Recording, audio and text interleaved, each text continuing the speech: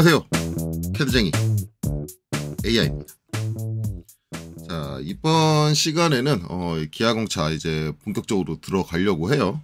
그래서 이제 기아공차 제일 처음에 다룰 내용은 일단 제가 올린 자료에 대해서 먼저 설명을 드리도록 하겠습니다. 이제 어제 영상 올리고 이제 카페랑 블로그 쪽에 자료를 올리면서 제가 올린 자료는 총 4개예요. 4가지예요. 4가지. 첫 번째는 이제 기아공차에 대한 내용입니다. 그래서 이거는 KSA ISO 1101에 있는 내용들을 정리한 거고요. 지금 2017이라고 돼 있는데 이거는 최초 제정일은 아니에요. 2017년도는 개정 연도고 실제 최초 제정일은 이제 어제도 설명드렸듯이 대략적으로 이제 2002년, 2003년 그 정도 될 겁니다. 그렇게 돼 있고요. 이제 여기 제일 처음에 이제 기호가 나오는데 솔직히 기호가 제일 처음에 나오지 않을 거예요. 그 실제 케이스 교육에 보면 그 앞에도 더 많은 내용이 있고 처음에 케이스 교육 같은 경우는 뭐 인용 이제 KS 문서들 그것들을 리스트 쭉 나오고 그다음 용어 정의부터 이제 대부분 시작을 하거든요. 여기서 사용되는 용어들에 대한 정리 한번 쫙 하고 그렇게 하는데 이제 그런 것들 다 정리하고 그리고 중간중간 이제 복잡한 내용들 다 빼고 일단 최소한도 정리한 거예요. 대략적으로 이제 페이지 수 보시면 대략 한 70페이지 정도? 70페이지 좀 넘나? 아니면 못 되나? 그 정도 수준이 될 겁니다. 요 기아공차가. 그래서 아마 이제 내용이 제일 많을 거고, 그 많은 거 형태를 좀 보여드리면 이제 정리한 원본이 있어요. 원본이 있는데, 요게 이제 한 페이지, 요게 한 페이지고 쭉 해서 이제 이렇게 해서 여기까지. 제일 많아요. 이게 이제 첫 번째 가운데 있는 게 요 길게 뻗어 있는 게 첫 번째 문서거든요. 저게 대략 이제 70페이지 정도 된다. 라고 보시면 돼요. 그래서 이제 요게 있고, 이제 여기서 이제 기아공차에 대한 형태들이 쭉 설명이 돼요. 여러 가지 이제 뭐 기아공차를 어떻게 표기한다, 뭐 기타 등등 뭐, 그리고 이제 각 이제 기아공차 종류에 따라서 이제 어떻게 해석을 한다, 뭐 이런 내용들이 디테일하게 이제 사례들이 하나씩 딱 정리가 돼 있는데, 그거는 이제 오늘 다루진 않을 거고, 그건 이제 나중에 뒤에서 다룰 거고, 어쨌든 첫 번째 문서는 기아공차에 대해서 정리가 된 거고, 이게 이제 KSA ISO 1101, 이렇게 돼 있다라는 거고, 요런 거 보다 보면 중간중간에 다른 KS 규격 넘버들이 나오는 부분들이 있거든요. 여기에서 또 세부적인 뭔가를 확인을 하려면, 다른 KS 규격들을 참조를 해야 된다. 이런 의미를 가지고 있어요. 그래서 이제 그것들을 다 찾아보시면 좀 더 이제 세세한 부분들을 알 수 있다. 저는 이제 읽어는 봤어요. 어느 정도는. 물론 여기서 표기하고 있는 모든 케이스 문서를 다 읽어보지는 아직 저도 못했어요. 일부는 읽어보고 일부는 이제 안 읽어봤고 뭐 그런데 어쨌든 그렇습니다. 그래서 이제 이런 게 있고 그 다음에 이제 두 번째로 제가 제공한 거는 데이텀이에요. 데이텀. 그래서 기아공차를 위한 데이텀 및 데이텀 시스템이라고 해서 KSB ISO 5459 문서를 정리를 해놨습니다. 그래서 이건 2011년이라고 돼 있고, 이제 뭐, 요건 이제 용어 정의부터 시작을 하죠. 데이텀 쪽은 이제 흔히 이제 제가 기존에 있는 강사님들, 그리고 현재 교육하고 있는 모든 교육자분들이 100% 기아공차를 잘못 사용하고 있다라고 얘기를 하는데, 첫 번째로 잘못 사용하는 게 바로 데이텀이에요. 그래서 데이텀에 대해서는 개념을 명확하게 하려면 용어부터 알고 들어가시는 게 좋아요. 되게 이제 다양한 내용이 나오는데, 뭐 데이텀 형체, 데이텀 피처라고 하죠. 이런 게 위치 형체, 스테이션 뭐 있고 그다음에 데이텀이 그냥 데이텀만 얘기하는 데이텀 형체라는 게 있어요. 이런 개념들이 있는데 저런 개념을 이해해야지만 우리가 도면에 붙이는 데이텀이 어떤 식으로 정의된다 그런 것들을 이해할 수 있기 때문에 요것도 이제 별도로 아예 이것도 페이지 되게 많거든요. 원본은 지금 제가 제공해드린 거 한 25페이지로 압축이 돼 있는데 실제 원문 분석 하면 25페이지를 안 끝나요. 되게 많아요. 그리고 본래 내용만 있는 게 아니라 그 뒤에 부속서라는 게 항상 딸려 있어요. 케이스 규격은 부속서로 딸려 있는 내용도 장난이 아닙니다. 그렇게 돼 있기 때문에 이제 그런 거다. 그래서 제가 이걸 제공해 드리는 거는 이제 일단 간단하게 볼 때는 이거를 보시고 이제 참조를 하시라는 얘기고 실제 제가 여러분들을 권장을 드리는 거는 제가 여기 케이스 규격 넘버를 굳이 적어놨잖아요. 적어놓은 이유는 가서 보세요. 가장 확실해요. 제가 드린 문서만 읽고 끝내시면 안 되고, 그거로 대충 감을 잡으신 다음에 반드시 원문을 보세요. 케이스 교육 원문. 이 원문을 보면은 아마 저랑 해석이 좀 다르게 될 수도 있을 거예요. 왜냐면 원문을 똑같은 문서를 보더라도 해석이 조금 다르게 되시는 분들이 계세요. 그리고 제가 잘못 해석하는 부분도 있을 수 있어요. 그걸 여러분들이 발견하실 수도 있고. 그러니까 꼭 원문을 보세요. 원문을 보고 만약에 원문 보고 나서 그럼 선생님 잘못된 거 발견하면 댓글에다가 잘못된 거 얘기해도 돼요? 얘기하세요. 그러면 저는 좋아요. 내가 잘못 생각한 거를 누가 찾아줬으니까. 그러니까 혹시라도 원문 보면 아유 저 선생 저거 엉터리로 해석했네, 잘못 해석했네, 욕하셔도 좋아요. 진짜 잘못된 걸 찾아가지고 제 거에다 댓글을 다신다면, 진짜 합당한 댓글을 다신다면 거기에 욕을 첨가하셔도 좋습니다. 왜냐면 어찌됐든 잘못 해석해서 잘못 가르친 건 제 잘못인 거예요. 그건 뭐 욕먹어도 싸지. 그렇잖아요. 네. 그러니까 욕을 하셔도 좋으니까 원문을 보시고 제가 잘못되게 뭐 이해를 했고 잘못되게 해석을 하고 그 잘못된 걸 가르쳤다라고 한다면 그걸 얘기해 주세요. 그러면 저도 수정을 하고 고치고 정정을 하도록 하겠습니다. 그러니까 꼭 원문을 한번 보셔라 라는 의미에서 항상 이 케이스 교육 넘버를 적어드려요. 기준이 되는. 그 다음에 이제 들어가는 거, 이제, 정리된 게 있는데, 이제 기호공차, 이제 우리 실제 도면을 작성할 때 기호를 작성을 해야 되잖아요. 이 기호의 사이즈에 대한 거예요. 사이즈 이렇게 대충 이렇게 나와 있는데, 요거에 대한 거는 이제 여기서는 요번 시간은 디테일하게 설명을 아마 안 할 거예요. 다른 내용 설명하고 이제 그걸로만 간단하게 영상을 끝낼 거고, 이제 실제 이렇게 제가 보면 치수로 이렇게 써놨는데, 실제 케이스 규격 문서에 이렇게 치수로 안 써 있습니다. 왜 안 써 있냐면, 요런 식으로 요것도 지금 치수 들어가 있잖아요. 안 써 있고, 원래는 여기 보면 D 있죠, D. 요것만 써 있어요, D. 스몰 D, 그 다음에 요거는 10D. 요렇게. H는 이렇게 5라고 했는데, H는 요거 2배입니다. 그래서 20D예요, 20D. 그리고 이게 20D다, 10D다 이렇게 치수 값으로 써 있지도 않아요. 솔직히 말하면 모눈이 그려져 있고, 모누르로 그려져 있고, 그 모눈에다가 색깔 칠한 것처럼 돼 있어요. 왜냐하면, 이게 기준이 되는 문자의 높이.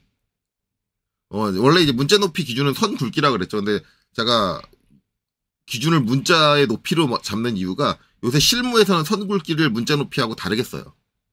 원래 케이스 규격상에서는 선 굵기가 0.25면 문자 높이는 그거의 10배인 2.5입니다. 라고 되어 있는 게 케이스 문서인데, 그건 예전에 우리가 이제 핸드 드로잉 할 때의 얘기고, 요새는 오토캐드로 이제 캐드를 통해서 도면을 작성을 하다 보니까 복잡한 선들을 그릴 수 있게 돼 있어요.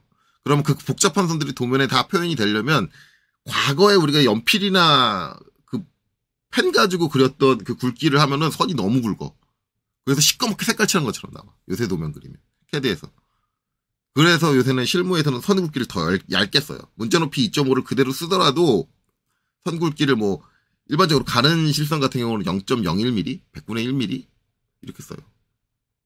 그렇게 세팅해야지 선이 종이에 가늘게 그려지고, 그래야지 디테일하게 그린 것들이 다 표현된단 말이에요. 그래서 실무는 좀 다르니까 앞으로는 이제 문자 높이 기준으로 생각을 하는 게 좋을 것 같아요.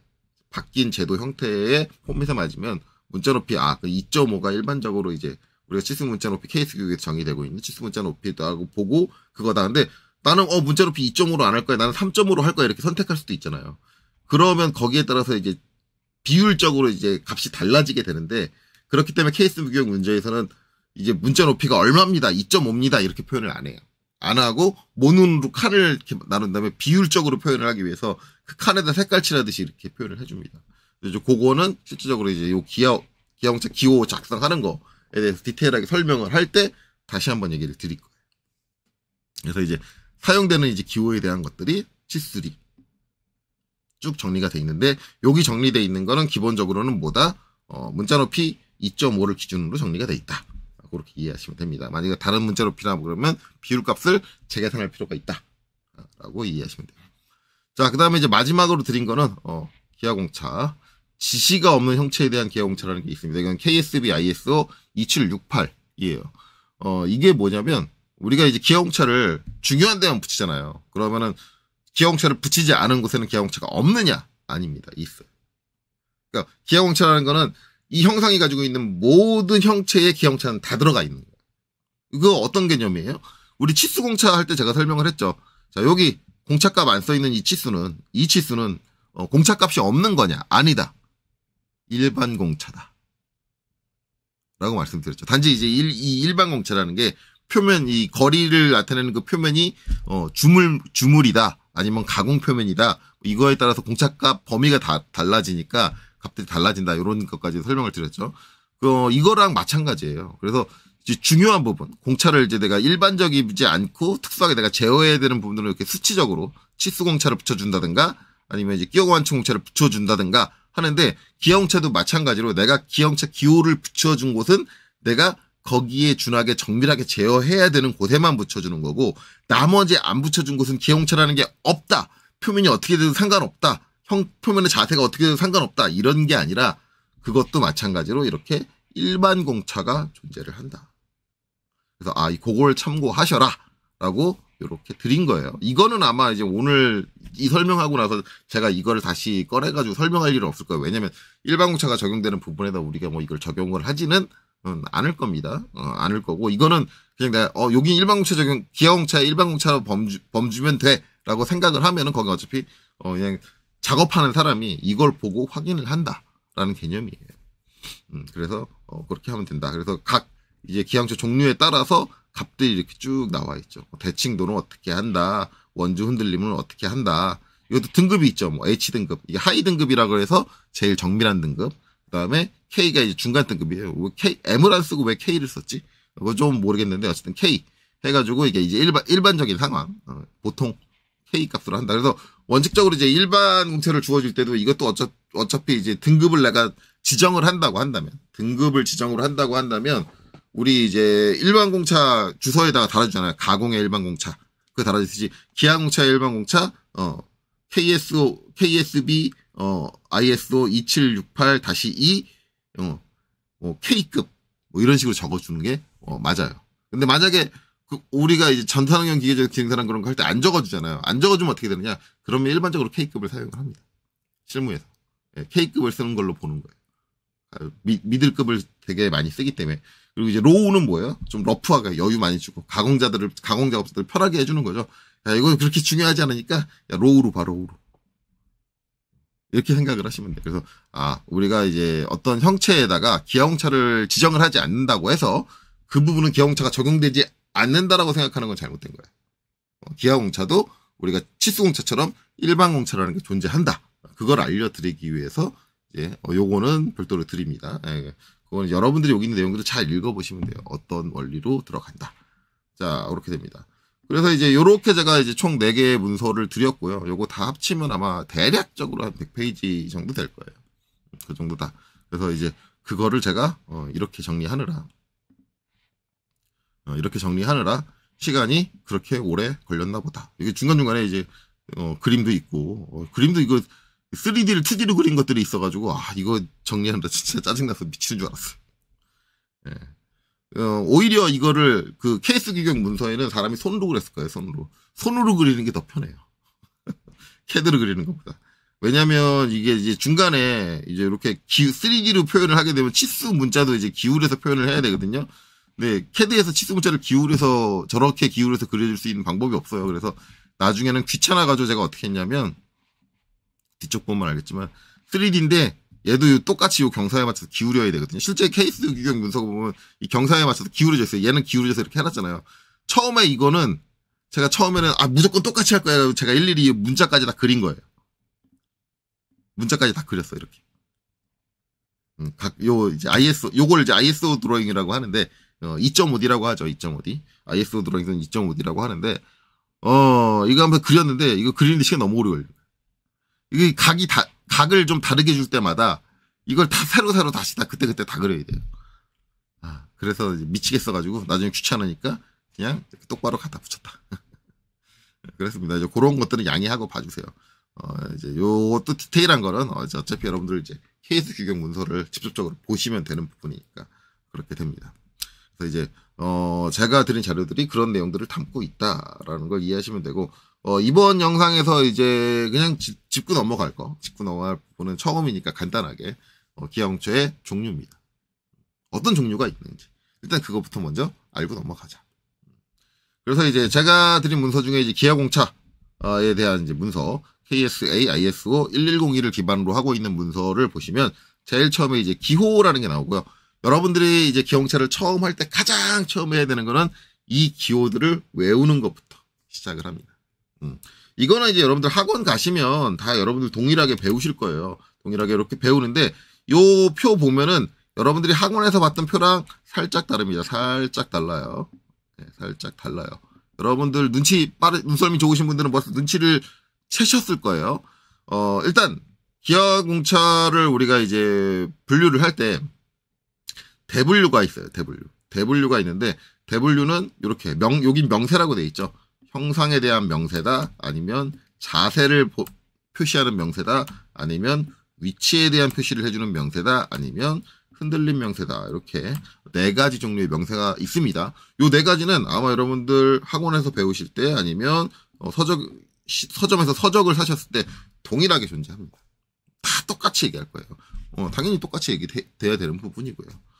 그런데 이제 여러분들이 배우는 거랑 약간 다른 게 있어요.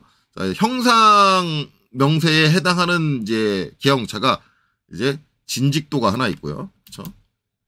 진직도, 그 다음에 평면도, 그 다음에 진원도, 그 다음에 원통도 있고, 그 다음에 선의 윤곽도 있고, 면의 윤곽도가 있습니다. 이렇게 있어요.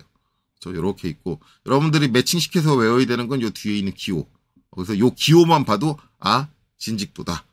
요 뒤에 있는 기호, 요것만 봐도 평면도다라는 걸 알 수 있게 여러분들이 일단 기호의 형태를 외우셔야 돼요. 외우셔야 되는데 여러분들이 학원에서 배운 거랑 조금 다른 건 뭐냐면 여기입니다.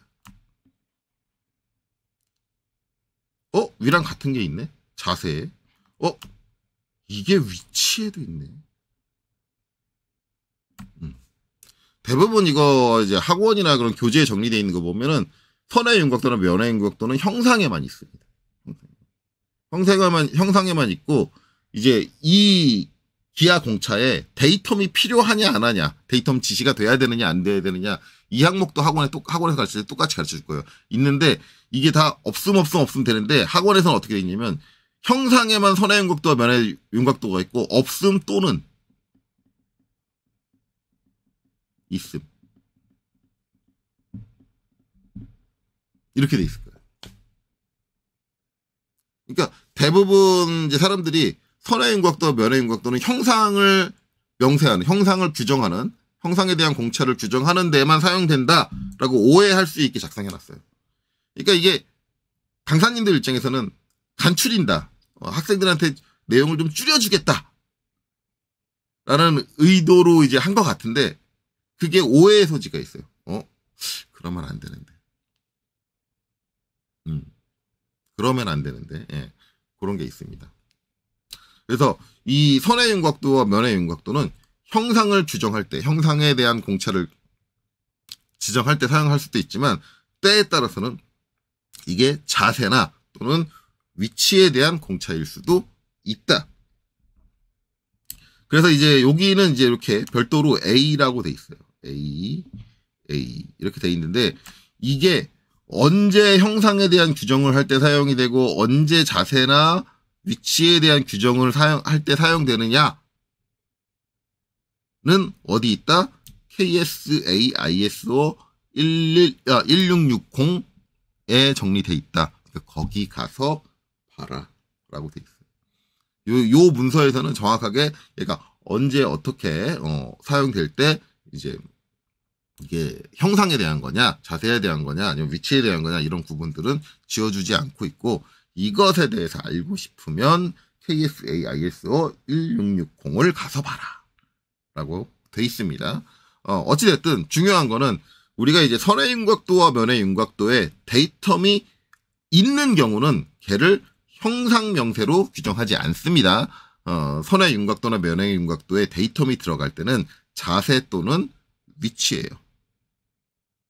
걔는 자세를 명시하든가, 그러니까 그 면의 이제 곡선의 이제 흐름 자체가 중요한 게 아니라 그 곡선의 흐름이 갖고 있는 포인트들의 위치가 중요하다 그러면 위치 공차가 되는 거고요. 그 곡선의 흐름이 갖고 있는 각도, 틀어져 있는 그 각도가 중요하다 그러면 자세 공차가 돼요.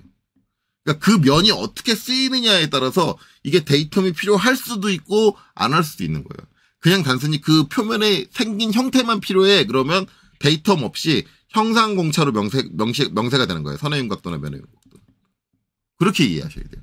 절대 선해윤곽도나 면해윤곽도가 형상명세에서만 국한된다라고 생각하시면 절대 안 됩니다. 그러니까 요거를 주의해서 보셔야 됩니다. 학원에서 잘못 가르치고 있는 것 중에 한 가지다. 이건 엄연히 분리가 돼야 돼요. 자, 그렇습니다. 자, 그래서 이제 형상에는 이렇게 있다. 그래서 총 6가지가 이렇게 있고, 자세에서는 이제 요거 2개가 플러스 되긴 되는데, 상당히 이제 예외적인 경우이고, 그 외에는 일반적으로 3개씩이죠, 3개씩. 그래서, 평행도, 직각도, 경사도예요. 그래서 자세는 거의 대부분이 아니죠. 각도에 관련된 부분이다. 그리고 선의 윤곽도와 면의 윤곽도가 각도를 규정하기 위해서 그 곡면이 갖고 있는 그 형상이 가지고 있는 그 포지션이 특정 위치의 각도를 규정하기 위해서 사용된다라고 한다면 이거는 자세 명세를 위한 기하공차로 본다라는 거예요. 그래서 이제 평행도는 당연히 평행한 상태, 그 다음에 직각도는 직각인 상태, 그 다음에 경사도는 특정 임의의 각도, 내가 지정한 각도, 뭐 45도면 45도, 30도면 30도 그 각도에 맞는 딱 맞는 그 이제 위치 공차 범위를 이제 잡아주는 건데, 여기 이제 위에 있는 형상을 제외하고 얘를 제외하고 나머지 밑에 3가지 공차는 반드시 뭐가 있어야 된다? 데이텀이 있어야 된다. 요거는 딱 이렇게 된다. 데이텀이라는 게 얘기가 나오죠. 물론 이제 이후에 데이텀을 따로 다루는 영역에서 데이텀에 대해서 디테일하게 설명을 할 거지만, 데이텀이라는 건 결국은 비교 대상이에요. 비교 대상이 있어야 된다. 왜냐하면 형상이라는 건 어떻게 생겼느냐잖아요. 그러니까 나 어떻게 생겼느냐, 즉 내 얼굴이 이렇게 생겼다를 증명하는데 다른 사람하고 비교해서 증명하는 건 말이 안 되죠. 왜냐면 나 자체에 생긴 거잖아. 생긴 모양새잖아. 응? 구라든가 아니면 원이라든가, 원이 동그래. 누구랑 비교해서 동그란 게 아니라 원 자체에 생긴 게 동그래. 그러니까 비교 대상이 없는 거예요. 데이텀이라는 건 기본적으로 비교 대상이 없기 때문에 얘네들은 없는 거다. 비교할 수가 없다. 나 자신의 상태를 가지고, 그러니까 어떻게 보면 이게 데이텀이 없다라고 볼 수 있지만, 또 한 가지는 뭐냐면 나 자신, 즉 측정 대상 자신이 데이텀이다. 내가 데이텀이기 때문에 데이텀을 정의하지 않는다라고 볼 수도 있습니다. 요걸 잘 이해해야 돼요. 그래서 요게 되게 나 자신이 데이텀이다라는 개념이 되게 중요한 게 뭐냐면, 나중에 이제 이 진직도, 그 다음에 평면도, 진원도, 원통도를 측정하는데 이걸 잘못 측정하는 경우가 있어요. 잘못. 왜냐하면 나 자신을 기준으로 측정 장비를 세팅을 해야 돼요. 측정 장비. 근데 이 개념을 제대로, 데이텀이 없다라는 개념을 제대로 이해 못 하시는 분들 어떻게 하냐면, 다른 애한테 측정 장비를 세팅을 하고 얘를 측정을 해요.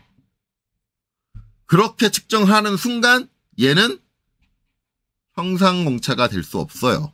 잘못 측정한 거예요. 그러니까 저 데이텀이라는 게 되게 중요한 게 뭐냐면, 데이텀이라는 거는 우리가 도면에서 어떤 기준이다, 비교 대상이다라고 얘기를 하지만, 실제 이거를 이 값이 맞느냐, 우리가 공차니까 확인을 해야 되잖아요. 확인하는 과정에서 얘를 측정 장비를 어떻게 놓고 확인을 해야 된다라는 게 뭘로 결정이 나냐면 이 데이텀으로 결정이 나요. 그래서 데이텀이라는 게 되게 중요한데, 전에 얘기했듯이 우리가 흔히 잘못하는 게 뭐냐, 여기서 이 축의 공차를 확인하는데 얘에다가 데이텀을 붙였어. 그 얘기는 저 중심축을 잡아야 된다라고 얘기를 한 거거든요. 제가 측정 기준이니까 쟤를 잡고 측정을 해야 돼. 근데 실제 형상에는 얘가 없는데, 이렇게 생겼는데 어떻게 잡을 건데?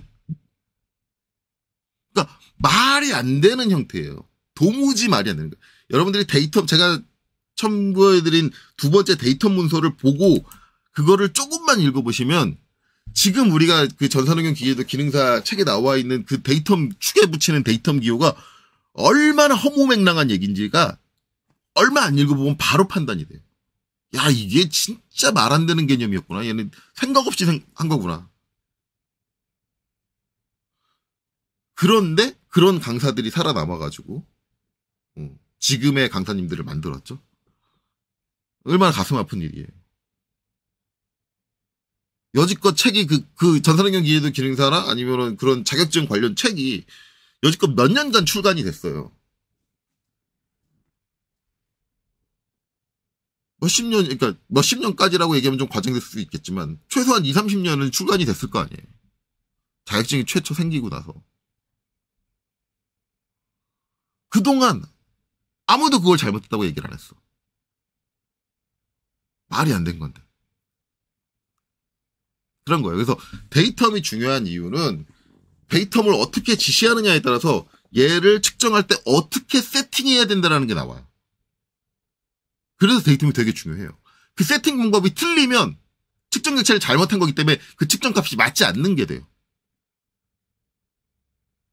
그러니까 이 기하공차를 내가 해석을 분석을 저 기호들이 갖고 있는 의미를 내가 해석을 할 줄 모르면 뭘 못하냐면 측정을 못해요. 잘못된 방식으로 측정을 한단 말이야. 그러면은 그 값은 신뢰할 수 없는 값이에요. 왜? 기준이 제대로 안 잡혔으니까. 측정에. 그러니까 작업자가 자기가 가공을 하고 납품하기 전에 나 이거 제대로 제작했는지 확인을 해야지 하고 문단 말이에요. 측정 장비에 물릴 건데 기하공차를 그 사람이 제대로 볼 줄 몰라. 잘못된 개념을 알고 있어. 그래서 잘못되게 세팅을 해가지고 측정을 했어. 그래놓고 맞다고 해서 보냈어. 그럼 물건 받은 쪽에서도 확인을 할 거 아니에요. 그러면 설계자는 자기가 원하는 개념을 정확하게 알고 있으니까 자기가 원하는 기준에 놓고 측정을 할 거라고. 그럼 서로 다른 기준을 가지고 측정을 했단 말이야. 그럼 어떻게 돼요?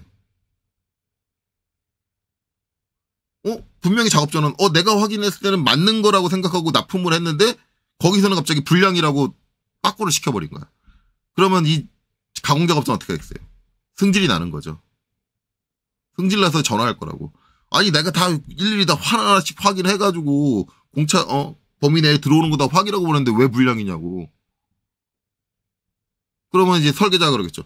아니 내가 측정했을 땐 불량 났다고 와서 확인을 같이 측정해보자고 해서 측정 장비에 딱 물려요. 물리면은 작업자가 보고 그러겠죠. 아니 왜 거기 잡고 측정하냐고.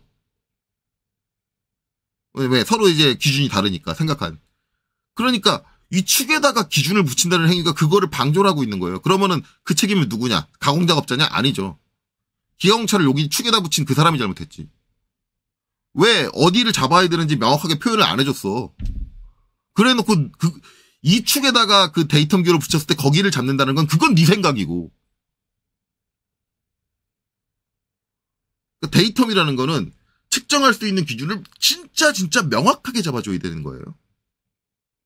근데 이제 그거를 지금 우리는 엉뚱한 방향으로 지금 하고 있다. 잡을 수 없는 데를 데이텀으로 정할 수 없다. 이거 데이텀 할 때 해야 되는 내용인데 얘기해도 이렇게 나오네요. 어쨌든 그렇다. 그래서 이 데이텀 지시가 없음이라는 의미는 여러분들이 어떻게 받아들여야 되냐면 내가 측정하고자 하는 대상. 우리가 이제 일반적으로 기하공차 쪽에서는 측정하고자 하는 대상을 뭐냐면 데이텀 형상이라고 그러거든요. 데이텀 형상이 아니라 기하 형상, 아니 측정 형상이라고 그러나? 요 뒤에 보면 이제 나와요. 측정하고자 하는 공차 형상이라고 하는데 공차 형상 자신이 데이텀이에요.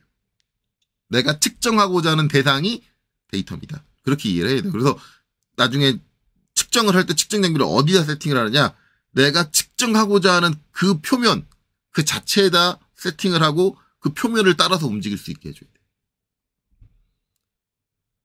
그게 데이텀의 없음이다라는 의미고, 나머지 자세나 위치나 흔들림은 비교 대상이 있어야 돼요. 자, 평행이다. 우리가 평행이란 말을 뭘 평행이라고 해요?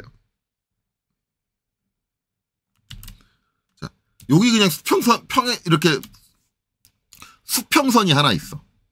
얘 평행이에요. 간혹 가다가 학생들이 오해를 하는 게, 우리가 비교 대상이 없으면 평행을 얘기할 수 없잖아. 그러면은 일부 학생들이 이래요. 수평한 게 평행이죠.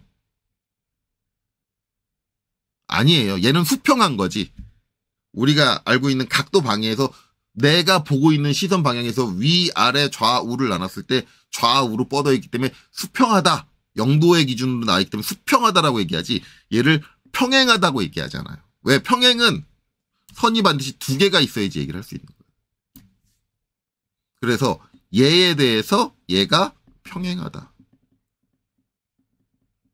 두 선 사이의 위치는 다르지만 두 선 사이의 각도는 0도를 이루고 있다. 또는 이제 180도를 이루고 있다라고 볼 수도 있죠. 180도를 이루고 있다. 이게 평행의 개념이거든요. 그러니까 평행을 논하자고 한다면 이 선이 평행이다라고 하면 누구를 기준으로 평행이다. 그런 얘기가 반드시 나와야 되는 거예요. 이 누구를 비교 대상, 이 비교 대상이 뭐냐? 데이터입니다. 그러니까 여기서 말하는 각도들을 얘기를 하려면 기준 0도라는 게 하나 있어야 되는 거죠. 기준도 그러니까 이 각도에 대해서 얘를 0도라고 생각을 했을 때 직각이다 그러면 90도잖아요. 얘를 0도라고 생각을 했을 때 이 선이 90도가 나와야 돼. 이렇게 표현이 되는 거잖아.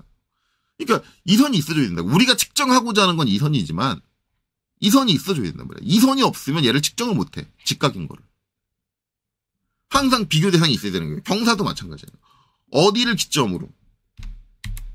저 0도를 기점으로 여기가 30도다. 이걸 측정해요. 얘가 없으면 이 30도라는 걸 정의할 수가 없잖아. 그러니까 항상 이런 비교 대상이 있어야 되는 거예요. 그거를 뭐라고 한다? 데이텀이라고 한다. 근데 이 비교 대상이 뭐예요? 얘를 기점으로 하니까 결국은 기준이 된다. 기준. 즉 기준이 필요하다. 저런 거에 대한 얘기를 할 때 기준이 필요하다라고 한다면 데이텀이 필요하다라는 거예요.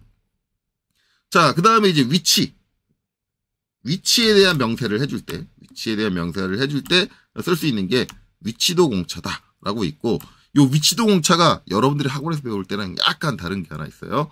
데이텀이 없는 경우가 있습니다. 위치에 대한 건데 여기가 제로점이고 요 제로점으로부터 요 위치에 있습니다를 정의하려면 이 제로점에 대한 기준이 있어야 되는 거 아닌가요? 라고 하는데 그러지 않은 경우가 있어요. 요 부분은 이제 어디 나와 있냐면 여기 뒤에 보면 뭐라고 돼 있냐? B라고 나와 있죠. B. 그러면 이제 얘는 뭐다? KSB ISO 5458을 참조해라. 5458에 대한 내용이 이 위치도의 데이텀이 없는 거에 대한 내용이 나와 있진 않아요. 이제 또 다른 거에 대한 내용인데 거기에 이제 요 케이스가 나와요. 언제를 우리가 위치도의 데이텀 없이 사용을 하는가라고 하는데 이게 뭐냐면 결국은 패턴입니다. 패턴. 이제 한 가지 예를 들면은 이런 거예요. 자, 여기 보면은 요거 패턴이죠. 요 구멍, 요 구멍 직사각 패턴이잖아요. 이거 패턴이에요. 그런데 이제 요 거리가 있잖아요. 요 거리. 그 다음에 이제 요 거리. 그러니까 이 거리는 기하공차로 정의가 돼야 돼. 그 위치가 정확하게. 이 거리가 되게 중요해. 그래서 정밀하게 저 기하공차의 위치도로 제어가 돼야 돼. 근데 이 형상 보면 여기가 주물이죠. 주물 표면으로부터 여기까지 거리는 제가 전에도 얘기했지만 여기까지 거리는 중요하지 않아요. 이건. 왜? 애당초 이 표면이 갖고 있는 공차의 범위가 1, 2mm 왔다 갔다 해. 그렇죠. 제작하는 거에 따라서. 이건 중요하지 않아. 단지 뭐야? 요 4개의 구멍의 위치만 정확하게 위치도에 따라서 배치가 돼야 돼. 이때는 기준이 되는 데이텀이 없어요. 그냥 이 사이 간격만 중요한 거야. 그러면 이 패턴을 이루고 있는 구멍 4개 중에 하나가 기준이 되면 되는 거예요. 자, 요럴 때는 어찌됐든 얘도 우리가 측정해야 되는 측정 대상 중 하나란 말이에요. 그래서 이게 어떻게 되냐면 위치도인데도 불구하고 내가 측정하고자 하는 측정 대상 자체가 데이텀이 돼버려요.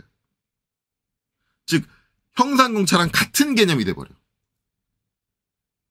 그래서 위치도를 가지고 패턴의 간격에 대해서 우리가 위치도를 지정을 할 때는 그 패턴과 관계없는 요 외부 형상에서의 거리의 위치도가 중요하지 않고 단순히 패턴 간격만 위치도가 중요하다라고 한다면 그때는 데이터미 없이 위치도를 규정할 수 있다. 그게 여기 KSB ISO 5458에 나와 있어요. 근데 우리가 학원에서 배울 때는 이 내용은 싹 빼고 배우죠. 네, 싹 빼고 배워요.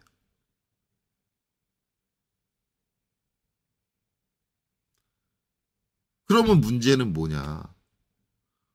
거의 대부분의 상황에는 문제가 발생을 안 해요. 문제 발생을 안 하는데 솔직히 저도 회사 갔을 때 위치도에 데이텀이 없다라는 개념은 저도 생각해 본 적이 없어요. 왜냐면 기존 강사님들한테 저도 배웠다니까. 똑같이 배우고 그 배운 거를 기준으로 물론 이제 저는 강사님한테 배우진 않았어요. 기존에 갖고 있는 이제 이론서나 그런 거 이제 대학에서 전 전공으로 배웠던 거니까 그때 이제 대략적으로 나왔던 개념으로 대학에서는 더 엉터리로 대충 가르치거든요. 기하공차 이런 게 있어. 나머지 책 읽어봐. 거기 설명 써 있어. 이렇게 제가 기하공차에 대해 배운 거는 그게 전부예요.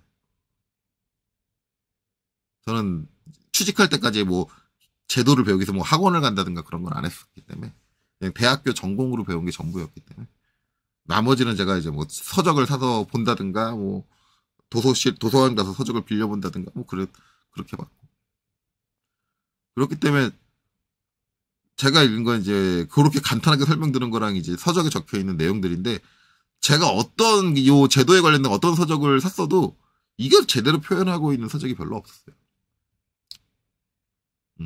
그래서 여러분들이 알고 있는 요 위치도에 요 데이터 지시 없음 요거 빠져 있는 거.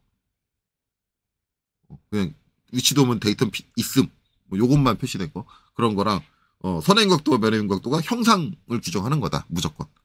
그러면서 데이텀이 없을 수도 있고 있을 수도 있다. 그렇게 정리된 거. 저도 여러분들하고 비슷한 거 봐서 그걸로 배웠거든요. 그걸로 학습을 했고. 그래서 깜짝 놀랐었어요. 처음에 요 개념을 접하고 위치도에 데이텀이 없을 수가 있네. 그래 놓고 그럼 요거 저도 처음에 이제 요 문서만 딱 봤을 때는 아니 근데 그럼 이제 언제 데이텀이 없어도 돼? 어떤 경우야? 그거 몰랐거든요. 모르는데 요 B하고 딱 요거 써 있잖아요. 그럼 어떻게 요것도 찾아가서 봐야 돼요. 네, 찾아가서 봐서 쭉 거기에 이 내용만 나오는 게 아니라니까요. 거기 막 여러 가지 내용이 있어요. 그러면 이 내용이 어디인지 찾아야 돼. 여기는 이걸 참조하라고 돼 있지 이 내용이 그 문서에 어디에 있습니다라고 안 적혀 있잖아요. 딱 읽어가면서 하나씩 보면서 찾아야 돼. 여기 있네. 근데 이제 그런 경우가 뭐다? 요 패턴을 규정할 때 나오더라. 이제 요 KSB ISO 5458이 아마 패턴 형태에 대한 이제 기용차 정의에 대한 내용이 거의 주를 이루고 있을 거예요. 그래서 거기에는 이제 위치도를 규정을 하는데 데이텀이 없는 경우도 있고 있는 경우도 있고 뭐 이제 거기에 이제 CZ 뭐 그러면서 데이텀에 추가적으로 붙는 기호들이 있거든요. 그런 것들을 설명하기 위해서 나와 있는 문서예요. 그래서 이제 그런 건데 어쨌든 이제 위치도 같은 경우는 데이텀이 필요 없을 수도 있다 이런 상황에서. 물론 여기는 우리가 이제 나사구멍이기 때문에 기하공차로 정확하게 위치를 규정할 때 사용하지는 않겠지만 만약에 이제 요 구멍이 나사구멍이 아니라 얘의 포지션을 정확하게 잡기 위한 핀 구멍이다 라고 한다면 필요하죠 위치도가. 그렇습니다. 자 어쨌든 그래요. 그래서 이제 그런 경우에 이제 없을 수도 있다 위치도의 데이텀이. 그 외에 나머지 경우는 당연히 필요하겠죠. 어딘가 한 면을 기준으로 이제 위치도가 정확하게 정의될 거다. 그 다음에 이제 여러분들 문서 또 다르게 여러분들이 배운 것과 좀 다른 게 이건 제대로 배운 분들도 계실 수 있고 제대로 배우지 않은 부분도 계실 수 있는데 똑같은 기호인데 이거를 동심도라고 부를 때가 있고 그 다음에 동축도라고 부를 때가 있다. 이거는 학원에 따라서 좀 다른 것 같아요. 어떤 학원은 동심도, OR, 동축도 이렇게 적어놓으신 정리해서 설명하시는 분도 계시고 어떤 분은 그냥 동심도 아니면 동축도 이렇게 하나만 설명하시는 분도 계시고 근데 이거는 실제적으로 기호는 똑같은데 요거는 상황을 봐야 돼요. 기하공차가 측정하고자 하는 이제 측정을 어떻게 측정면을 어떻게 구성을 하느냐. 이제 여기 이제 이렇게 구멍이 뚫려 있는데 뭐 얘하고 동심을 보는데 요 양쪽에 있는 요 위에 단면 쳐져 있는 걸로 볼까요?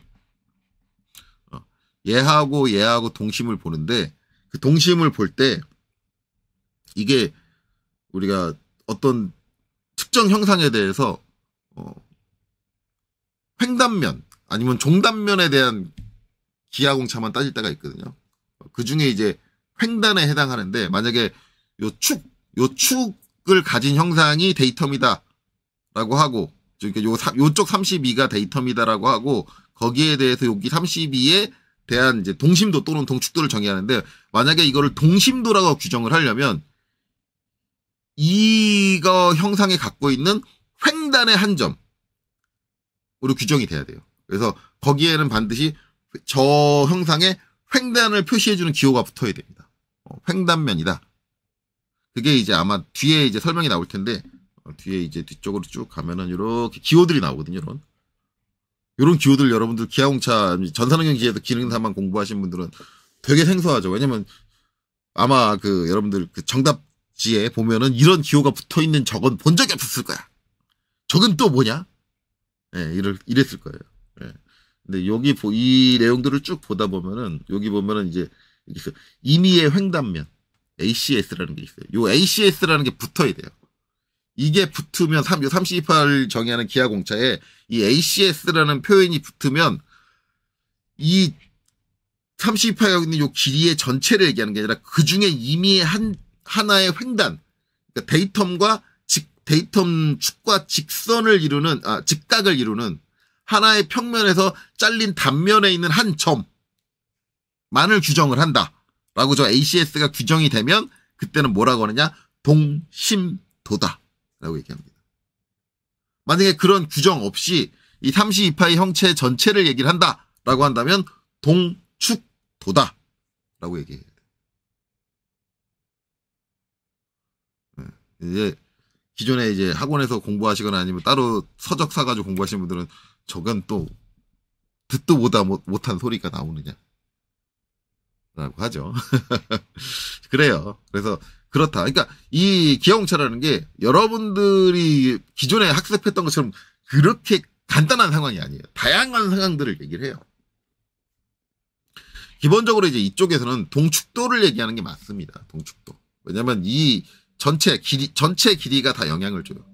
이 32파이 갖고 있는 구멍이 전체 요 길이가 다 영향을 줘요. 이 상황에서는 동축도를 봐야 돼요. 왜냐하면 그 전체 길이에 이만한 두께를 가진 베어링이 껴지고 그 저 베어링의 각도를 결정해 주는 게 결국은 이 동축도가 될 테니까 위치라든가 맞은편하고의 위치 그것 때문에 발생되는 틀어지는 각도 이런 것들을 정의해 주는 게 결국은 이 축도에 의해서 벌어진다.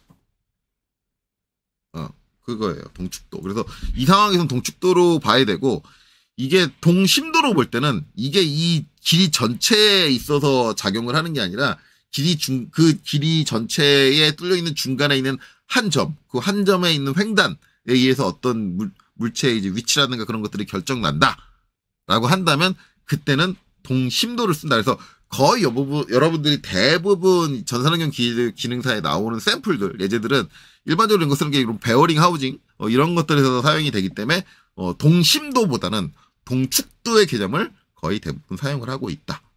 근데 어차피 기호는 똑같으니까 저걸 동심도로 이해를 하든 동축도로 이해를 하든 여러분들이 시험 볼 때 문제가 되는 일은 별로 없을 거예요.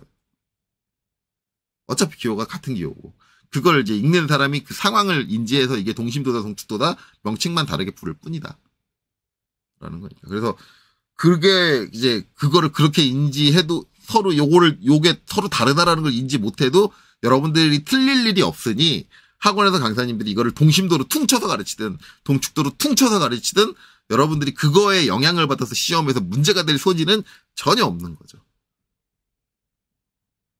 하지만 저는 제대로 알 필요가 있다라고 생각을 해요. 그래서 동심도의 개념이 따로 있고 동축도의 개념이 따로 있다라는 것들은 이해하시는 게 좋다. 어차피 공부를 하는 거면 제대로 학습을 해야 되는 거니까. 자, 그 다음에 이제 대칭도라는 게 있죠, 대칭. 대칭. 대칭은 이제 대칭의 이제 영역을 규정을 하는 거고, 뭐 요 각각이 이제 어떻게 규정이 된다라는 건 이제 나중에 디테일하게 볼 거니까 그렇게 보면 되고, 그 다음에 마찬가지 이 위치를 결정하는데도 선의 윤곽도, 면의 윤곽도가 사용될 수 있다. 그러니까 저 개념은 이제 저 위치로 사용되는 개념은 이제 이게 위치나 자세로 사용되는 개념은 아까 잠깐 얘기했었지만 이런 거예요. 자, 우리가 어떤 형상이 이렇게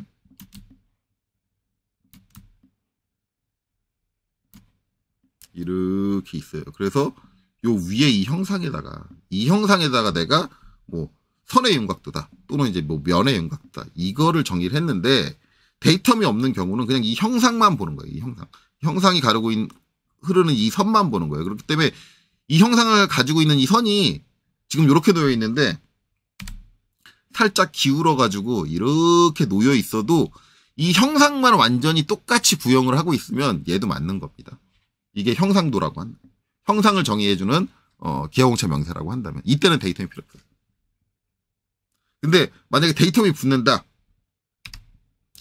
만약에 요 바닥이 데이텀 A고 이 두 개의 윤곽도가 데이텀 A에 의해서 규정이 된다라고 하면 중요한 게 뭐냐면 이 데이텀으로부터 여기 있는 요 포인트 한 점까지의 요 높이라든가 위치가 되게 중요하다라고 한다면 그게 뭐가 되냐면 위치명세가 돼요. 그래서 요 바닥면으로부터 여기까지 요 높이가 해주는 역할이 되게 중요한데라고 하면 그때는 이 선의 윤곽도나 면의 윤곽도에 데이텀이 들어가줘야 돼요. 이런 위치도가 되고 그게 아니고 요 바닥면으로부터 요 점이 갖고 있는 각도가 중요하다. 저기까지 포지션. 그러면 자세로 규정이 되는 거예요. 그때도 데이텀이 붙어줘야 돼요. 이제 그게 각도로 중요하냐 뭘로 하느냐는 이제 추가적으로 이제 보충적인 기호들이 붙어주면서 이제 다른 이제 치수라든가 그런 것들이 붙어주면서 표현이 되겠죠. 그럴 때는 이제 이 선의 윤곽도나 면의 윤곽도가 이제 자세 또는 위치로 규정이 되고 그때는 데이텀이 필요하다. 즉 우리가 이제 도면을 볼 때 지나가다가 야씨 이거 선의 윤곽도에 데이텀이 붙어 있네. 그러면 그럼 형상을 명세했다 이렇게 이해하시면 절대 안 된다. 그래서 제가 그 학원 강사님이 가르치는 문서가 잘못됐다고 얘기를 하는 게 그렇게 가르치면 그걸 형상을 규정을 하고 있다라고 학생들이 오해할 수 있다. 그러니까 그렇게 가르치면 안 된다. 케이스 규격에 나와 있는 대로 제대로 이거는 자세, 이거는 위치로 규정될 수도 있다라고 이렇게 명세되는 학생들한테 인지시켜주는 게 좋다. 그런 거예요. 그 다음에 이제 가장 이제 아웃사이더 기하공차에 형상도 나왔고 자세도 나왔고 자세는 각도죠. 각도도 나왔고 위치도 나왔는데 추가적으로 하나 더 있는 거 흔들림이다. 흔들림이다. 흔들림은 이제 이건 솔직히 말하면 복합공차라고 제가 일반적으로 얘기해요. 복합공차. 저거를 활용해서 어떻게 그 결과값을 해석하느냐에 따라서 이 흔들림으로 진원도를 나타낼 수도 있고 원통도를 나타낼 수도 있고 또는 직각도를 나타낼 수도 있고 또는 평행도를 나타낼 수도 있고 다양하게 사용할 수 있습니다. 근데 흔들림의 기본 개념은 뭐냐면 진동이에요. 진동. 바이브레이션. 그래서 거의 대부분 이제 나중에 제가 설명을 할 때 근데 흔들림이 사용되는 경우는 실제적으로 이제 그 형상 자체가 어떤 동작을 할 때 그 내가 측정하고자 하는 공차 형상의 표면이 어떤 이제 다른 기구 연결되어 있는 기구라든가 그런 거에 동작을 유발을 하는데 그때 발생되는 진동 상태를 떨림 상태를 측정을 한다. 근데 그게 이제 어디에 의해서 결정난다? 그 공차 형상 표면에 의해서 결정이 난다라는 거예요. 그래서 이제 그럴 때 우리가 이제 뭐를 본다? 흔들림을 본다라는 거예요. 그래서 이제 이후에 이제 디테일하게 사용할 때 이제 세부적인 내용이 나오겠지만 이 흔들림을 통해서 이제 대부분 회전체, 우리가 이제 동력계에는 회전체가 많죠. 회전체의 동심이라든가 동축이라든가 이런 것들을 보는 경우가 되게 많거든요. 그럴 때도 응용이 된다. 라고 보시면 됩니다. 그래서 아마 여러분들 흔들림 가장 많이 보는 게 계속 여기 축이죠, 축. 요건 축 이제 치수기입하고 이제 기하공차 붙이고 뭐 그거 할 때 대놓고 제가 이제 얘기할 거예요. 이제 기존의 잘못된 방식. 이게 왜 잘못됐다? 그리고 이제 실제 제대로 작성하는 방식도 다시 보여드릴 거예요. 이걸 제대로 작성을 하려면 어떻게 작성을 해야 된다. 근데 솔직히 말하면 그 제대로 작성하는 방식을 보면은 대부분 학생분들이 저를 꺼려 하실 거예요. 왜냐하면 그걸 제가 설명하는 순간 여러분들은 머리가 아파질 거고. 왜냐면 기존에 여러분들이 배웠던 요 축에다 그냥 단순하게 데이터만 붙이고 여기도 흔들림, 여기도 흔들림, 여기도 흔들림, 여기도 흔들림 하고 퉁쳐버렸잖아요. 그렇게 퉁쳐버렸는데 그게 아니고 이제 다른 개념이 나오니까 이제 사람이 미칠 겁니다. 저렇게 되면 내가 생각해야 될 게 많아지는데, 판단해야 될 게 많아지는데, 그리고 기형체에 대해서 좀 더 어려워지고 복잡해지는데 이렇게 될 거예요. 그래서 저를 피할 수도 있는데 그걸 피하시면 안 돼요. 피하시면 안 되고, 분명히 다시 한번 얘기하지만 지금 요 축에 관련돼서 작성되고 있는 기하공차는 완전히 틀렸어요. 자, 그렇게 작성하면 차라리 주서로 모든 직경이 동심이 나도록 가공하세요. 저렇게 말로 이렇게 쓰는 게 나아요. 차라리 그냥 주소 한 줄로 이 축에 해당하는 모든 직경들이 모두 다 동심이 되도록, 동축이 되도록 가공해 주세요. 차라리 주소로 써요. 주소로. 그거하고 다른 게 하나도 없는 표현이에요. 지금 그 정답지들에 나와 있는 거는. 그렇게 표현한 게 문제가 돼가지고 이 기하공차라는 기호를 만들고 이거를 어떻게 약속해서 우리가 붙이자라고 다 규정을 했는데 그걸 써가지고 또 똑같이 주소 쓴 거랑 똑같이 작성하고 있는 거예요, 우리는. 얼마나 안심해요. 근데 아무도 거기에 이의를 안 달고 있었어. 뭐 저도 지금 이렇게 얘기를 하지만 저도 K에서 규격 보기 전까지는 그렇게 맞는 건 줄 알았어요. 저도 한심한 거였어요. 뒤돌아서 생각을 해보면, 야, 내가 대학교 때 이 책에 있는 내용이 잘못됐을 거라고 나는 왜 의심을 안 했지? 솔직히 말하면 제 안타까운 거는 제가 대학 때는 KS 규격 열람 서비스가 없었어요. 무료 열람 서비스가. KS 규격을 보려면 무조건 돈 주고 KS 규격표를 샀어야 했어요.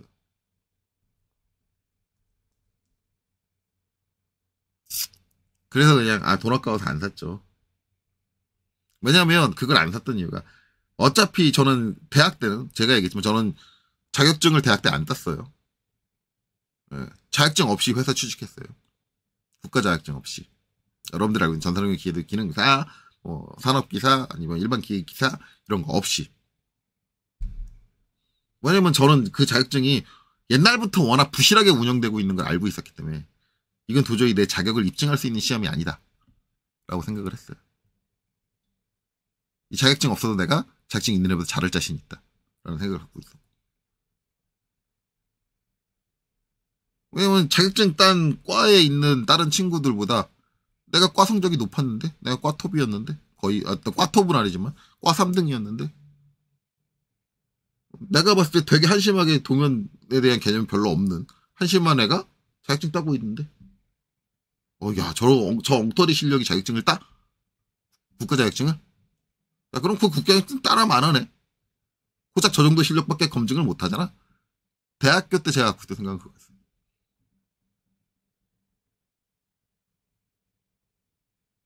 근데 지금도 별반 다르지 않아요. 국가 자격증 운영되고 있는 거 보면. 실질적으로 어려운 건 필기지. 그쵸? 일반 기사가 더 높은 수준이잖아요. 어려운 게 실기예요? 실기는 별로 안 어렵잖아요. 전산응용 기능사랑 거의 차이 없어요. 비슷해요. 요번에 올해 바뀌었죠. 2024년부터 올해부터 바뀌네. 뭐 이거 바뀐 내용에 대해서는 뭐 다른 유튜버분들이 다룬 걸로 알고 있으니까 제가 굳이 다루진 않을게요. 그거는 뭐 이제 큐넷 가서 그 변경고지 보시면 되시고, 이미 2024년에 이제 일반 기계기사 시험이 바뀐다라는 거는 한참 전에 사전에 공지를 했었고 2024년 바꾸겠습니다라고. 그리고 이제 바뀌었죠. 일반 기계기사라는 시험이 없어진 건 아니고 일반 기계기사는 남아있는데 여기에 뭘 통합을 해요? 기계설계 기사. 기계설계 통합이라고 말을 하지만 엄밀히 얘기하면 이제 기계설계 기사가 사라진 거죠. 응시인원이 적어서. 적게 된 이유는 뭐 다양한 게 있는데 어쨌든 인지도가 좀 떨어졌어요. 떨어졌고 뭐 어떤 강사님들은 일반 기계 기사가 원래부터 더 선호되는 자격이었다라고 하는데 그 분석은 모르고 저는 맞다고 생각을 하진 않고요. 갑자기 어느 순간 일반 기계 기사가 떴어요. 급상승을 하고 일반 기계 기사를 좀 더 많이 일반적으로 뭐 그게 더 범용적으로 활용할 수 있는 자격 내용을 다루고 있어서 그렇습니다. 라고 뭐 그렇게 얘기하시는 분도 계시고 뭐 다양한데 그런 거는 아닌 것 같고요. 그냥 갑자기 어느 순간 걔에 대한 인지도가 올라갔어요.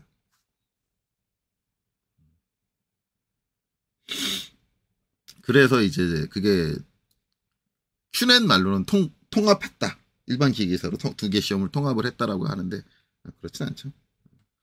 어쨌든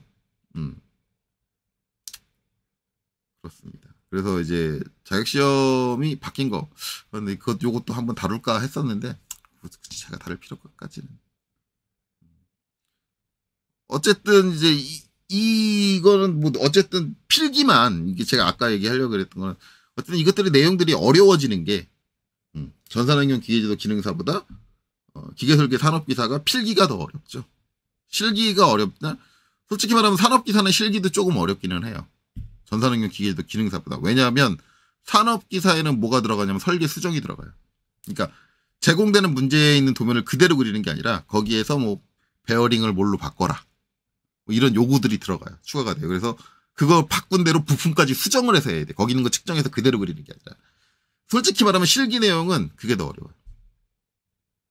물론 제가 생각했을 때 그거 어렵다라는 거는 제가 지금 말씀드린 어렵다는 건 아주 어렵다라는 게 아니라 조금 더 어려워졌다. 왜냐면 거기는 그대로 그리는 게 아니니까. 근데 일반 기계 기사 내용을 제가 디테일하게 보진 않았는데 만약에 일반 기계 기사 실기가 옛날부터 원래 전산응용 기계도 기능사 수준이었거든요. 근데 이게 기사 시험이잖아요. 그럼 최소한 산업기사 수준하고 맞춰야 되는 거 아닌가? 설계 수정은 똑같이 들어가야 되는 거. 근데 제가 알기로는 설계 수정이 안 들어가는 걸로 알고 있거든요. 일반 기계 기사가. 그래서 요건 조금 불합리하지 않은가 이런 생각을 하고 그 다음에 이제 요번에 어차피 얘기 나온 거니까 바뀐 거 한 가지 더 얘기하자면은 예전에는 이제 조립도 이거 하나 줬잖아요. 하나 주고 여기서 부품 몇 개 해라 이런 식으로 줬잖아요. 근데 요게 이제 통합되면서 이제는 요 조립품을 2개를 준대요.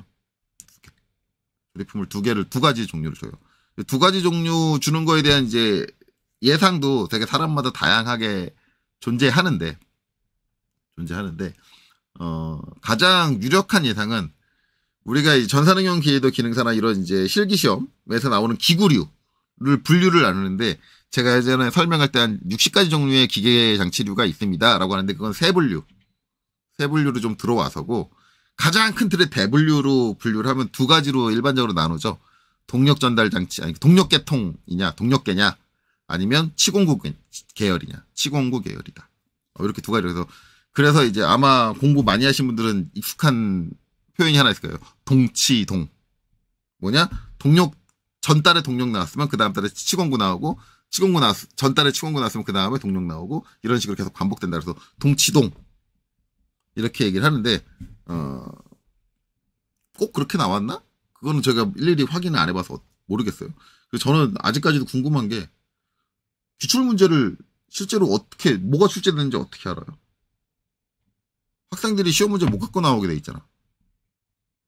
그리고 얘네 시험 끝난다고 그 기출문제를 공개하지도 않잖아. 큐넷에서. 근데 다른 강사님들은 그 기깔나게 그거 알더라고요. 저번에 시험 문제 뭐 나왔어. 어떤 분들은 시험 끝나자마자 바로 요번 3회차에 출제된 시험 문제인데 바로 띄우대요? 그거 어떻게 띄우지? 저는 모르겠어요. 제가 학원 쪽에서 쭉 근무하던 사람이 아니어가지고 그 루트를 그걸 구할 수 있는 루트를 모르는 건지 모르겠는데 어쨌든 큐넷에 가면은 공개 안 하던데 기출문제. 근데 그건 어디서 구했지? 저도 구하는 그 루트를 알면 저도 구하고 싶은데 혹시 그 루트 구할 수 있는 루트 아시는 분들은 좀 저한테 댓글 좀 달아주세요. 그러면 저도 기출문제 구해가지고 좀 잘 할 수 있을 것 같은데. 자, 어쨌든 그래요. 어쨌든 동치동 해가지고 이제 계속 그렇게 나왔다라고 하는데 지금 가장 유력한 예상은 두 개의 기구가 나오니까 하나의 문제에 동력과 치공구를 다 내겠다. 한 번의 시험에.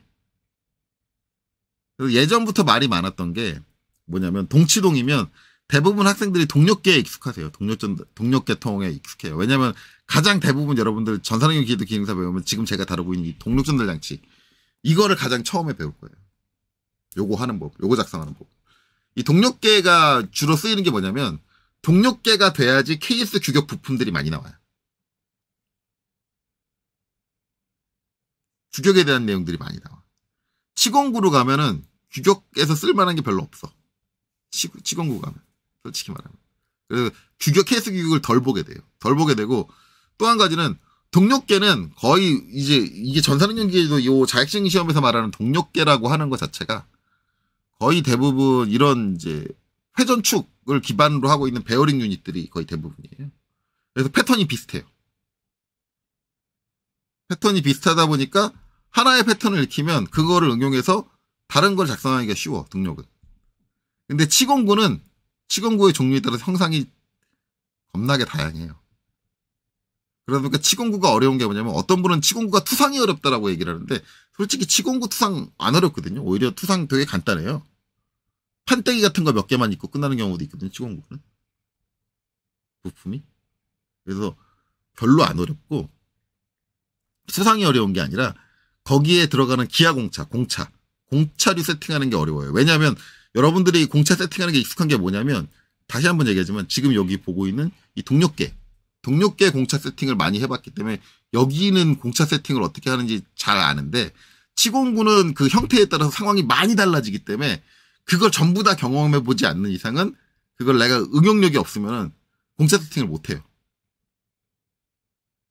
그래서 치수 기입 자체가 어려워요. 치공구가. 왜냐면 동력계는 형태가 다 비슷하니까 이거를 패턴으로 일반적인 학원 강사님들이 많이 하는 건데 야 그냥 이렇게 생긴 건 그냥 이렇게 치수 기입해. 이렇게 가르치는 분들 계시거든요. 실제로 제가 다른 학원 강사님한테 배운 학생한테 물어보니까 그렇게 가르친다고 하더라고요. 그냥 답지 딱 던져주고 야 그렇게 생긴 거 나오면은 그런 식으로 치수 기입하는 거예요. 그냥 그대로예요. 이렇게 패턴으로 알려주시는 분들이 계신데 동력계가 그런 패턴을 익혔을 때 작업하기가 좀 좋아요. 그래서 대부분 학생들이 동력계를 쉽게 생각을 하니까 치공구가 나오면 내가 시험 운이 없다, 재수 없다라고 생각을 해요. 그리고 간혹가다 그걸 가지고 불만을 삼아서 왜 나 시험 볼 때 치공구를 내냐. 그래서 학생들 강사님들한테 꼭 물어보는 게 저번 회차에 뭐 나왔어요? 요번 회차에 그럼 치공구 나와요? 그거 물어보는 이유가 뭐냐면 치공구 나오면 시험 보러 안 가려고. 이게 문제예요, 문제였어요. 그래서 제가 봤을 때는 두 가지 종류를 한다. 잘했다. 그래. 그럼 불만 안 나오게 동력과 치공구를 한꺼번에 내라. 이게 뭐가 나오든 다 풀어야 돼요. 제가 누누이 얘기하지만 자격증이라는 건 내가 한 번도 안 그려본 게 나와도 여러분들 푸셔야 돼요. 그래야지 자격이 있다라는 거잖아요. 그러니까 결국은 나는 응용이 안 돼. 뭐가 나오느냐에 따라서 나는 풀어 못 풀어가 갈린다는 건 나는 응용이 안 돼. 난 패턴을 외웠어. 즉 난 설계자가 아니야. 패턴을 외우신 분들은 설계자가 아니에요. 그냥 어디서 도면뛰기 하는 도면뛰기지. 그런 사람들 설계 못해요. 그런 게 있다. 그래서 이제 그런 내용들이 나오더라. 라는 거죠. 갑자기 또 기아용차 얘기하다가 산천포로 빠졌어. 자, 어쨌든 그렇습니다. 그래서 기아용차에 대해서 종류에 대해서 설명을 드렸어요. 뭐 종류에 대한 설명이 그렇게 뭐 길 필요까지는 없었는데 결국은 사설이 길었네요. 어쨌든 이 종류만 보더라도 지금 우리가 학원이나 이제 일반 교재에서 배우는 형태하고 좀 다르다.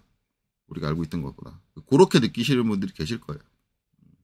그렇게 하고 일단 이번 컨텐츠는 이제 여기까지 하고요. 지금 고민이에요. 다음 컨텐츠에서 뭐를 할까.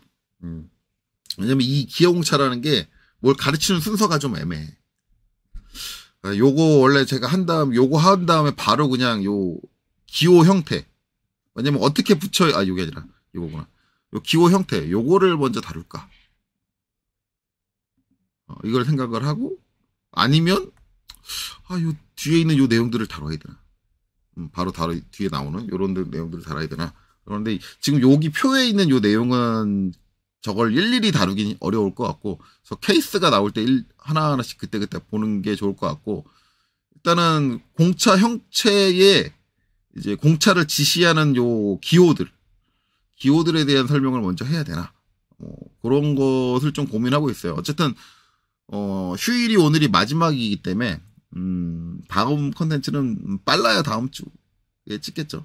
그래서 아마, 다음 영상에서는 이제 요 기호의 형체에 대해서 먼저 설명을 하고, 들어가지 않을까. 그렇게 생각을 합니다. 그래서, 이번 영상 여기까지 보시느라, 그리고 쓸데없는 사설을 들으시느라, 되게 고생 많으셨고요. 여기까지 들으시느라 수고 많으셨습니다.